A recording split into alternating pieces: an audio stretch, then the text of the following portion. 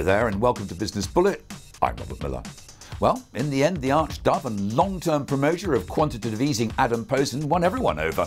Minutes from the October meeting of the Bank of England's Monetary Policy Committee show a unanimous vote to increase the asset purchase scheme by £75 billion. But as we've said here since that meeting, all the signs from the UK economy are that at least another £50 billion will be required in the first half of next year. But these latest minutes should be read in conjunction with the speech on Tuesday night by the Governor, Sir Mervyn King, about how the UK's economic recovery has gone off track.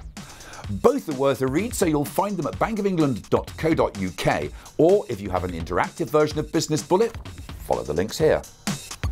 And in the markets generally, those problems in the Eurozone continue to dominate sentiment.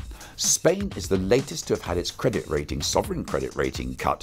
Moody's cited the country's moderate growth prospects and the very real possibility that it is being frozen out of the international lending markets.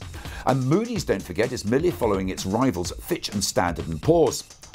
The way economic growth has slowed right the way across the Eurozone, and Spain, remember, has been particularly hard hit by the property market slump, it's impossible for the country or any others to meet its budget deficit reduction plans. And that's true of all heavily indebted Euro members. Remember, France has also been put on notice by Moody's about the loss, or possible loss anyway, of its AAA crown. So, I say again, I believe these credit rating warnings and cuts are the prelude to government debt write-downs for private sector holders of Greek, Spanish, Portuguese and Irish government bonds. So, avoid them. Now, whatever pressure BSkyB faces from shareholders calling for Chairman James Murdoch to stand aside, the satellite broadcaster is still making good progress on the business front.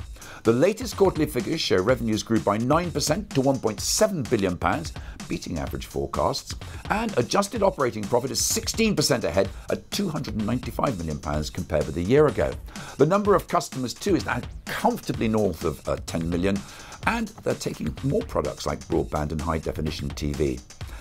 It's not been a great year for BSkyB, which has been one of Business Bullet's shares for the downturn since the first financial crisis over 3 years ago. Its links with News Corporation and the fact that James Murdoch is under pressure to quit saw the shares plunge in July by over 200p to below 620.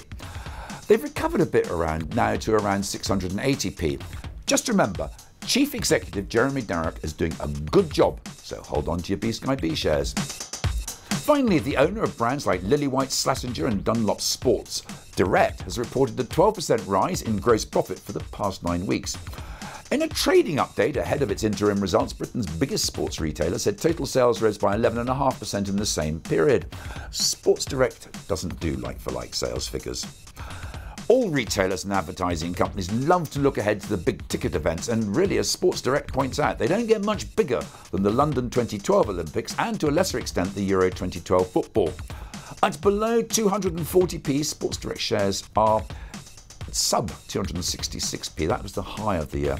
There's no dividend, so it's an out-and-out capital growth you're betting on at the moment. Keep the shares if you have them, but I wouldn't add to the holding just yet until you've seen the full set of interim results in mid-December, if you're still so minded. And that's it for today, but stay with us online for all the latest breaking news and, of course, analysis that goes with it. Thank you for watching, and please join us again at 11 a.m. on Thursday.